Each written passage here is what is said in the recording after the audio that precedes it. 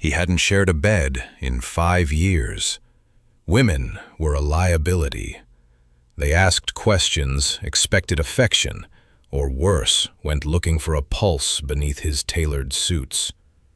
Nolan Hamilton preferred the quiet, solitary cold of empty sheets. That was the rule, unbreakable, until one Tuesday night in December. He opened his bedroom door, shrugging the shoulder holster off his shoulder, snow still melting against the leather. And there she was, gray cotton, spilled chestnut hair across his pillow, his new maid fast asleep in the one room in the world that belonged to no one but him. That single accident would follow the Mafia boss of the Hamilton family for the rest of his life. He just didn't know it yet. 6 hours earlier, rain lashed the floor-to-ceiling windows of a private room on Newbury Street, blurring the Boston skyline into a smear of gray and gold. Nolan sat at the head of the table, a glass of scotch in front of him. He wasn't drinking it. He was watching the single block of ice melt the way he watched most problems, waiting for them to become smaller on their own. Across from him sat Christian Brooks, sweating despite the cold outside. "It's a simple arrangement," Brooks said, forcing a smile that didn't reach his eyes. "My daughter's name stitched into the Hamilton Empire. A union solidifies both our territories. You need an heir, Nolan. You need a wife." Nolan didn't look up right away. When he did, his eyes were the color of wet slate, steady, unreadable, giving Brooks nothing to work with. "No," he said. One word, no volume behind it, and none needed. "Nolan, be reasonable." "I said no." He set the glass down. The sound of crystal on wood was small, but it landed in the room like a gunshot. He stood, buttoned his jacket, and walked out without another glance at Brooks, leaving behind a room that would spend the following weeks looking for a way to make him regret it. Women in Nolan's world were currency. Alliances dressed up in silk traded and eventually discarded, or mourned when the crossfire found them. He'd opted out of that transaction years ago. His estate outside Weston sat behind electric fencing and armed men, pine forest swallowing sound the way his silence swallowed questions. Guarded on the outside, empty on the inside, exactly how he preferred it. 30 miles away across the city, a woman named Paige Foster sat on the edge of a bathtub in a stranger's staff quarters, pressing a cold washcloth to the back of her neck and doing math she couldn't afford to get wrong. A number kept surfacing behind her eyes that had nothing to do with the fever climbing through her $68,000 a hospital bill for a 16-year-old brother whose kidneys were failing faster than anyone had promised her they would. She told herself she'd sit down for 1 minute, just one. Her body made the rest of the decision without asking her. By the time Nolan's car turned up the long drive to the estate, the snow was falling harder, porch lights glowing pale gold against the dark trees. He unbuckled his holster in the hallway and pushed open the door to the one room that belonged to no one but him. Paige Foster, 27, lay curled on the California King beneath sheets that weren't hers to touch. She'd been on staff at the estate for almost 3 weeks, covering for another maid's medical leave, the extra shifts wearing her down to something thin and stretched. Her uniform was still on, wrinkled from 14 straight hours of work. Her chestnut hair had slipped loose from its bun, her body full through the hips, soft at the waist, curved in a way the world had spent years telling her to apologize for, rose and fell with each shallow breath. Her cheeks burned red. The fever had climbed to 102 while she told herself, 1 minute. Just one. Nolan's hand moved before the rest of him caught up. He drew his weapon, stepped closer, and pulled back the blanket. The barrel hovered inches from her feverish temple. In the haze of her fever, an old memory surfaced without permission. 3 years earlier, in a restaurant kitchen in South Boston, an owner had looked her over in front of the entire staff and told her a girl built like her belonged nowhere but at the sink. She'd taken her final paycheck and walked home in the rain without shedding a single tear. Nolan stood over her a long moment, steel-gray eyes moving slowly from her shoulder to the curve of her hip beneath the sheet. The gun didn't waver. And then, without a word to explain it, even to himself, it did. He lowered the weapon, holstered it, sat to pull off his shoes, lay down on the far side of the bed, keeping exactly 3 feet of distance between them, a distance he would spend weeks trying to understand. What made a mafia boss capable of ending a man's life without blinking, suddenly unable to end a stranger's? Nolan hadn't built his fortress to keep women out. He'd built it to keep himself from becoming the kind of man who used people and discarded them the way he'd watched his own father do to his mother. His fingers stayed on the trigger out of habit, his hand lowered out of a fear he hadn't named yet. The fear that if he pulled it, he would finally become exactly what he'd spent 5 years running from. What no one in that house knew, not even Helen Murphy, who believed she knew every secret these walls kept, was that Nolan had wired his own suite with a hidden camera years earlier, the same paranoid habit that had kept him alive through 2 attempts on his life. He'd built his fortress to watch everyone. He had simply never expected the footage would one day watch him. For the first time in 5 years, the mafia boss fell asleep listening to someone else breathe. He didn't wake her. He didn't call security. He didn't do any of the 1,000 things a man like him was supposed to do when a stranger broke into the one room he had sealed off from the world. Something had shifted quietly in that room without permission from either of them, and neither one yet understood what it would cost or what it had already saved. What makes a mafia boss who has refused every woman for 5 years choose to lie down beside a stranger instead of pulling the trigger? The answer was already sitting on a small silver drive he hadn't touched yet, and it would not stay hidden much longer. By morning, an order had already moved through the house like frost across glass. Only Paige Foster was permitted in the East Wing. No one else. No explanation given, none expected. Helen Murphy noticed first. 55, sharp-boned, silver-haired, she had run this estate with rigid precision for a decade, and she looked at Paige now, the way one looks at a stain that refuses to lift, as though something had been taken that was never meant to be touched. Paige gave her nothing to work with. She kept her hands busy and her face still, and let the whispers pass over her the way rain passes over a roof built to hold it. A few mornings later, folding laundry in the master suite, she found Nolan's charcoal vest tossed over a chair, a dried, rust-colored stain crusted along the cuff. She said nothing to anyone.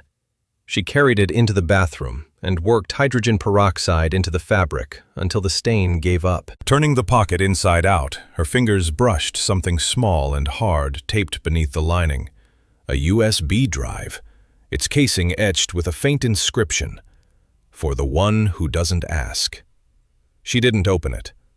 She cleaned around it, careful as a surgeon, and put it back exactly where she'd found it. She never learned that Nolan had made that drive himself, alone, before sunrise, on the very first morning, pulling a single file from the one camera even his own head of security didn't know existed, sitting with it longer than he'd sit with anything else that year. And then, hiding it in the last place he thought anyone would think to look, against his own chest. He noticed the clean sleeve the next morning and said nothing, but something in his face recalibrated the way a locked door sounds different once you know it isn't locked anymore. He tested her the way careful men test the things they're starting to trust, leaving a loaded Glock and a ledger of offshore accounts in plain sight on his desk. She simply polished around them, then set the weapon gently onto a microfiber cloth so it wouldn't scratch the wood. He laughed, quietly, for the first time in longer than he could remember. The moment didn't last. Her phone rang before the sound had left his throat. Her 16-year-old brother Caleb was in kidney failure at Massachusetts General. The hospital needed $68,000 by 10 that night, or he'd be moved to comfort care, a phrase that meant, without saying it, the fighting was over. She stood alone in the staff bathroom, staring at the pale, untouched band of skin where her mother's ring used to sit before it was pawned 3 months earlier. She remembered being 19 when relatives on her mother's side had put both her and Caleb out on the street and called them nothing but a burden. That night, she knelt in front of Nolan's desk, voice hoarse but level, and told him she'd accept any terms if it meant saving her brother. Nolan did what he always did when someone breached the one locked door in his life. He found out everything. By 9 that morning, a name, a hospital admission number, and an outstanding balance had already crossed his desk. He'd said nothing to her about it. He'd simply paid it. 5 years, he told her now. You work under this roof and this protection until the debt is settled. You don't leave the grounds. You don't ask questions. As she bent to sign, he slid a receipt across the desk. $15,000 wired into Caleb's account, time-stamped 48 hours earlier, the exact night she'd slept in his bed. He had already known. He had already acted long before she'd ever opened her mouth to ask. For the first time in longer than she could remember, Paige didn't feel entirely alone, even if the price of that had just become 5 years of her freedom. What kind of mafia boss pays a stranger's debt before she even knows she'll need saving? And what was really on that drive he'd hidden against his own chest? He paid off her debt before she ever asked for a dime, and never told her why. Protective, or controlling. Comment protector if you're on Nolan's side. Comment control if you think he crossed a line. Pick one. 2 days after she signed, Nolan took her down to the estate's private range, a converted stone cellar with reinforced walls and a single row of paper targets. He said almost nothing as he taught her how to grip, how to breathe, how to lock her elbow so the recoil wouldn't jar her wrist. It was the first time either of them had stood that close without a debt or a fever between them, and neither commented on it. 3 days after that, while changing the sheets, Paige yanked open a stuck drawer and found a disposable phone that didn't belong to Nolan's world of tailored suits and silence. She turned it on.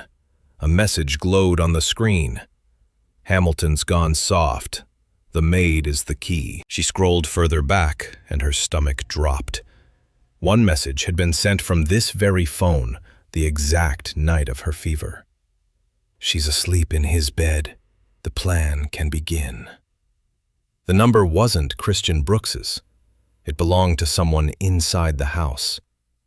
A traitor had stood beside her for 3 weeks, since almost the day she'd arrived, and she had never once suspected it. That night, the guard assigned to the East Wing accidentally collided with her on the dark staircase, his mouth close to her ear.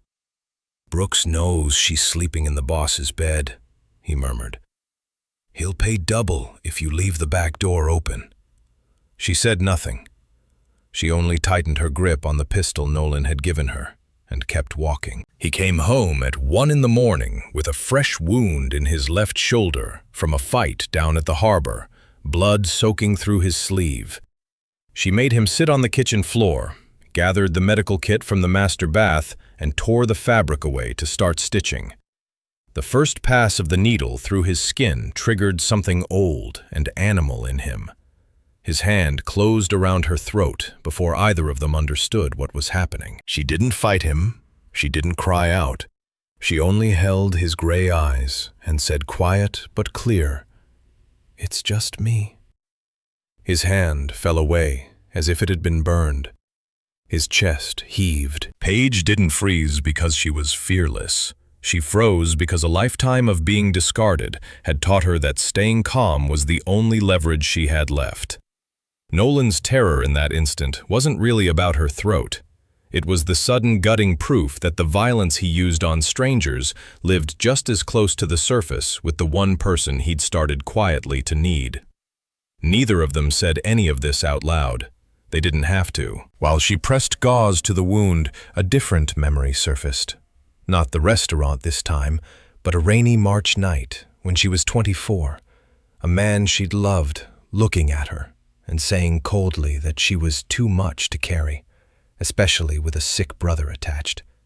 He'd shut his car door and driven off, leaving her standing in the rain with one bag of clothes until morning.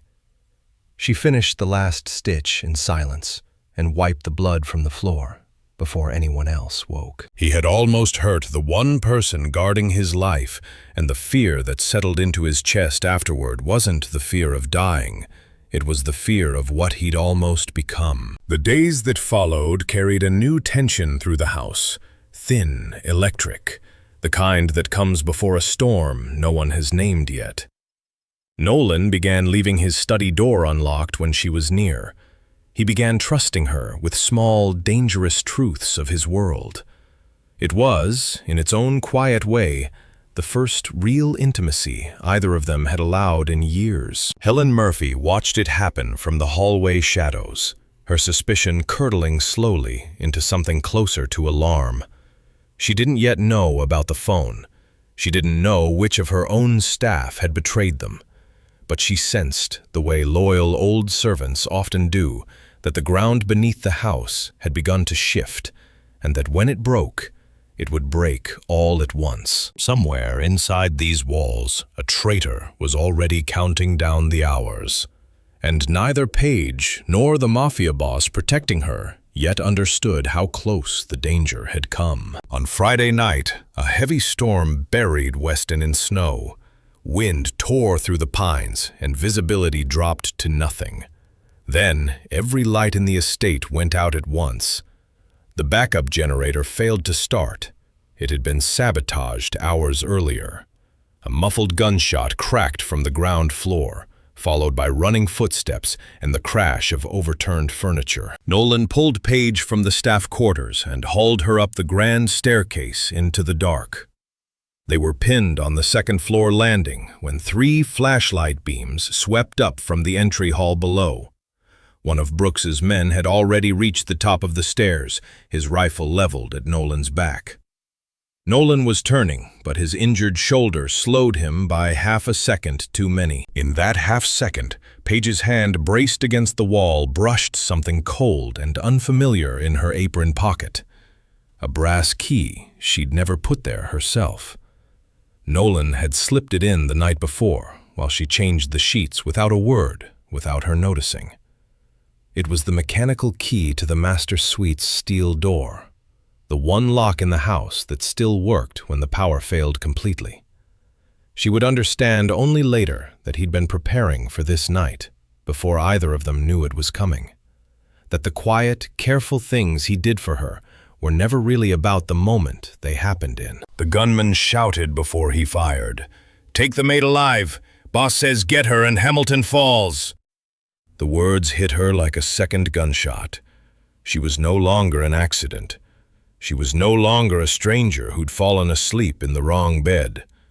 She was the strategic target of the entire attack, and everyone on that staircase suddenly knew it, including, for the first time with total clarity, Paige herself. There was no time to be afraid in any way that felt like fear. Her body simply did what 3 nights of practice had built into it. Paige didn't think. She raised the pistol Nolan had given her, locked her elbow the way he'd taught her at the range, breathed out the way he'd shown her, and fired. The shot caught the gunman in the shoulder. He staggered his rifle, firing into the ceiling in a burst that rained plaster down over both of them. Nolan finished it fast and finished it quietly, then grabbed her collar and pulled her toward the master suite, his bad shoulder screaming, his grip on her never once loosening. She turned the brass key in an instant, her hands steadier than she expected them to be. He shoved her inside, slammed the door, and threw all 3 bolts, just as a burst of gunfire hit the other side of it, the impacts landing like fists against the steel. Inside the room was pitch black, only ragged breathing, the sharp bite of gunpowder in the air. And underneath it, faintly, the clean smell of the sheets she'd changed that same morning. Paige let the gun fall to the carpet and slid down the wall until her legs gave out.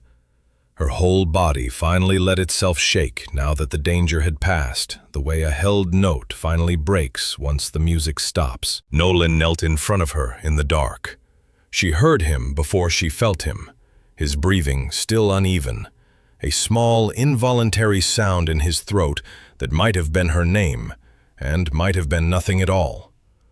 He found her hands in the dark on the first try, as if some part of him had already memorized exactly where they'd be. Paige. His voice came out low, worn down to something almost unrecognizable. Look at me. You're here. You're here. I shot someone, she said, and her voice cracked on the second word, not from guilt, but from the sheer animal relief of still being alive to say it. You saved us. He pressed his forehead to hers, his hands wrapped around both of hers, hard enough to hurt, hard enough to prove to himself she was solid and real and breathing. Never apologize for surviving. Not to me, not to anyone. Not ever. For a moment, neither of them said anything else. Outside the steel door, muffled shouting rose and fell, and somewhere far below, a single last shot rang out. And then silence settled over the house like snow settling over the pines outside. Paige became aware, slowly, that his hands hadn't left hers, and that she didn't want them to. You knew, she whispered. The key. You knew this was coming. I knew someone would try. A pause heavier than the dark around them. I didn't know it would be tonight. I didn't know they'd say your name instead of mine. His jaw tightened, invisible in the black, but audible in his voice. That's the part I can't put down. She turned her hand until it was her fingers gripping his instead of the other way around. Then don't put it down alone. Outside the steel door, the gunfire eventually stopped, replaced by shouting, and then by silence. Somewhere beyond that locked room, Nolan's men were finishing what the storm and the traitor had started. But inside the suite, none of that mattered yet. What mattered was that a man who'd built his whole life around never needing anyone had just knelt on his own bedroom floor and told a woman he'd known for barely 3 weeks that she owed no one an apology for staying alive, and that for the first time he'd let someone else hold on just as hard as he was holding. The storm outside was ending, but the harder one, the one both of them had been fighting alone for years, was only just beginning to break. By morning, the snow had stopped. Nolan's men had swept the property clean. Christian Brooks was captured at the edge of the estate and dealt with quietly, the way men like Nolan always dealt with men like Brooks. The house woke slowly, the way a body wakes after a fever breaks. Cautious, a little disoriented, grateful simply to still be a house. Someone had already swept the broken glass from the entry hall. Someone else had covered the bullet-scarred banister with a dust cloth, as if hiding the wound would help it heal faster. Paige stood at the top of the stairs for a long moment before going down, one hand resting on the same wall she'd braced against the night before, and found she couldn't yet make herself feel the relief everyone around her seemed to already be feeling. Nolan sat behind his desk in the master suite and pulled out a leather ledger, $68,000 plus 5 years of interest paid in servitude. The room smelled faintly of gun oil and coffee, and pale winter light came through the window in a way that made the whole scene look almost ordinary, almost like any other morning. He struck a lighter and touched the flame to the page's edge, watching it curl to ash in front of her, his face giving away nothing except the small, tight muscle working at his jaw. "The debt's cleared," he said. "I've put $2 million into a trust in your brother's name. Carmine's waiting downstairs. He'll take you to Mass General right now. Go." Paige didn't move. For a moment, the only sound in the room was the last curled edge of the ledger page collapsing into ash in the tray. She stepped closer and pressed her palm flat against his chest over the dark ink visible beneath his open collar, feeling his heartbeat under her hand, fast for a man who never let anything show. "Do you know that before I came to work here, I slept in my car for 8 months?" she said, her voice steady, though it cost her something to keep it that way. Every night, curled in the back seat, holding one bag of clothes, listening to the wind whistle through a cracked window. This is the first bed in years that didn't make me curl up out of fear of being thrown out at midnight. If you send me away now, I'll go. But don't tell me it's to protect me. I've been protecting myself for a very long time." Nolan didn't answer right away. Something moved behind his eyes. Not doubt exactly, but the particular stillness of a man rebuilding an argument he'd already lost. His hand came up and covered hers where it rested against his chest, holding it there instead of moving it away. Then she reached into her pocket and pulled out the drive she'd found and quietly kept safe for weeks. The one from his vest, the one engraved for someone who wouldn't ask. She slid it into the computer on his desk. He went very still when he saw what she was holding. "You knew," he said quietly. "How long?" "Since the day I cleaned the stain out of your vest." She didn't look away from him. "I never watched it. I didn't need to know what it was to know it mattered to you." The screen lit up with infrared footage from the hidden camera in his own bedroom recorded the very first night. Nolan stood over the bed, gun raised, the barrel pressed toward her feverish temple. His finger rested on the trigger. 10 seconds passed in dead silence.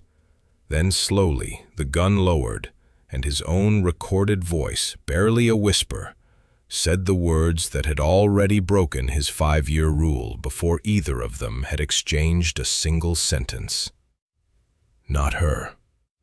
Not this time." Nolan watched his own past self stand over her with a gun and choose, for reasons he still couldn't fully name, to lower it. His hand tightened almost imperceptibly around hers. "I burned everything that made me who I am before I met you," he said, finally, his voice rough. "That ledger, my father's rules, 5 years of telling myself the only safe house is an empty one. I didn't burn that footage because some part of me already knew, before I knew anything else, that it was the one true thing I'd ever done. Every act of protection since, the money, the hidden key, the quiet plan to get her out safely, had all begun in the one moment he'd almost killed her, and couldn't make himself do it. The accident of a stranger asleep in the wrong bed hadn't only woken something in him, it had saved her life in the first 10 seconds, long before either of them understood what was happening. He watched the footage, jaw tightening, and for the first time real fear surfaced in his eyes. Not fear of losing her, but fear of what he'd almost done, and how close he'd come to becoming the thing he'd spent his whole life trying to control. "My father used women the way other men used cash," he said so quietly it was almost only for himself. "Spent them and moved on. I built this whole house to make sure I never became him. I just never expected the thing that finally proved I hadn't would be a girl asleep in my bed who had every right to run from me and didn't." "I didn't run," Paige said, "because some part of me already knew you weren't going to pull that trigger. I just didn't understand why, until now." He reached out, cupped the back of her neck, and pulled her into a kiss that carried none of his usual restraint. 5 years of silence, finally breaking. By afternoon, the house had begun to settle. Staff swept glass from the entry hall. Helen Murphy, who had watched Paige stand her ground through 3 weeks of suspicion and one very long night of gunfire, said nothing sharp to her at all. only looked at her from across the hallway with something that had quietly become respect. Later that evening, passing Paige in the corridor with an armful of fresh linens, Helen paused just long enough to say, "You changed the sheets in that room every day for 3 weeks and never once asked what was in that vest pocket. I noticed." It wasn't quite an apology. It was from Helen, close enough to one. Nolan stood by the window a long while, watching the pines settle under fresh snow, turning over everything that had happened since the night he'd almost pulled a trigger he could never have taken back. He'd spent 5 years believing the only way to protect what mattered was to make sure nothing mattered enough to lose. Paige Foster had proven the Mafia boss wrong, without ever trying to. The war outside the estate was over. But the harder war, the one both of them had been fighting alone for years, was only just beginning to heal. 3 days later, the estate still carried a faint trace of wood smoke beneath the sharper smell of fresh paint on the stairwell wall. In the master suite, the curtains stayed drawn, letting in only a few thin slivers of daylight that moved slowly across the floorboards as the morning wore on. Nolan lay on his back across the California King, his right arm curved around Paige's waist. She lay against him, head on his shoulder, filling completely the space that had once measured 3 careful feet on the first night. His hand rested protectively over her hip, even in sleep, as if some part of him refused to stop guarding her, simply because there was nothing left to guard against. He murmured into her hair, voice low and rough, still half caught in sleep. "I refused every woman because I was afraid I'd turn them into ghosts in this house. You chose to become mine anyway." She didn't answer in words. She just tightened her arms around him and pressed her face into his chest, right against the dark ink at his throat, listening to his heartbeat slow into something steady and unhurried, a rhythm she'd learned to recognize over 3 short, impossible weeks. Later that morning, her phone buzzed on the nightstand. She reached for it without lifting her head from his chest, and her whole body went still when she saw the name on the screen. Caleb. She sat up fast enough that Nolan's arm slid from her waist and answered before the second ring, her voice catching before she'd even said hello. On the other end, her brother's voice came through thinner than she remembered, but unmistakably his, a little hoarse, a little teasing, the way he always sounded when he was trying not to let her hear how scared he'd been. "They said the new numbers look good," he told her. "The doctor used the word stable like it wasn't a big deal. I told her it's the biggest deal in the world." Paige laughed, and the laugh turned into something wetter halfway through. "You listen to every word that doctor says, you hear me? Every single one." "I will if you will," Caleb shot back, and she could hear the smile in it. "Since when do you take orders from anybody, Paige Foster?" She glanced back at Nolan, who was watching her with an expression she hadn't seen on him before, something unguarded, something that looked almost like hope, worn carefully, the way a man handles a thing he isn't sure he's allowed to keep. "Since recently," she said softly, and didn't explain further, because some things were still too new to hand to anyone, even Caleb, even in words. When she hung up, Nolan reached for her hand and laced his fingers through hers without a word. He didn't ask what was said. He already knew he'd made sure of Caleb's care himself, quietly, the same way he made sure of everything that mattered to her now. It was, in its own way, the clearest thing he'd ever told her that her family's survival had become, without either of them naming it out loud, his responsibility, too. In the weeks that followed, small things changed. Caleb, stable now and recovering under the care his sister's courage had bought him, sent short, hopeful messages from his hospital bed, messages Paige read aloud some evenings, her voice catching only slightly on the good news, while Nolan sat close enough to hear every word, never once reaching for the phone, only ever waiting to see her face when she looked up from it. Helen Murphy began leaving a second cup of tea out each morning without being asked. a small truce neither woman ever spoke of directly.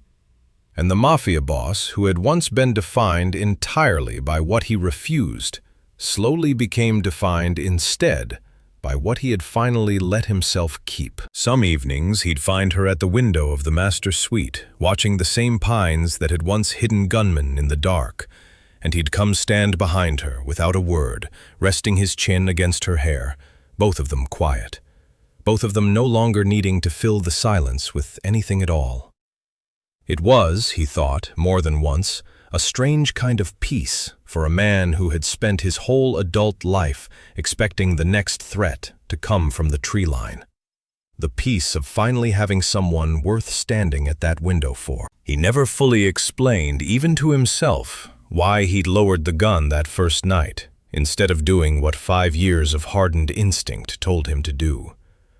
Some decisions he was beginning to understand were never meant to be explained, only lived with, one quiet morning at a time. This story reminds us that dignity was never something cruel people could take from us. It was only ever something we could quietly refuse to hand over.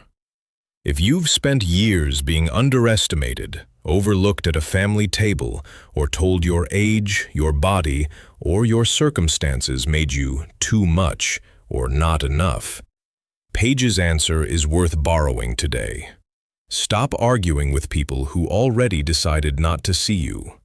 Save your energy for the ones who do. If tonight reminded you of a version of yourself who went quiet just to keep the peace, here's something concrete to try this week.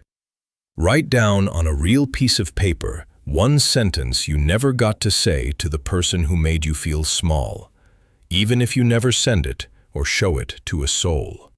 Getting it out of your chest and onto paper is not nothing.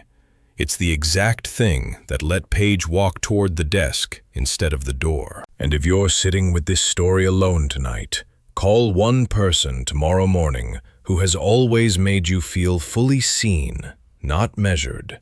Not to discuss anything important, just to hear a familiar voice that already knows what you're worth. If this story moved you, tell us in the comments what part of Paige's transformation touched you the most. Give this video a like if you believe quiet strength deserves to be seen. Share it with someone who needs reminding that their worth was never up for debate. And subscribe for more stories of healing, justice, and love that finally sees what everyone else ignored.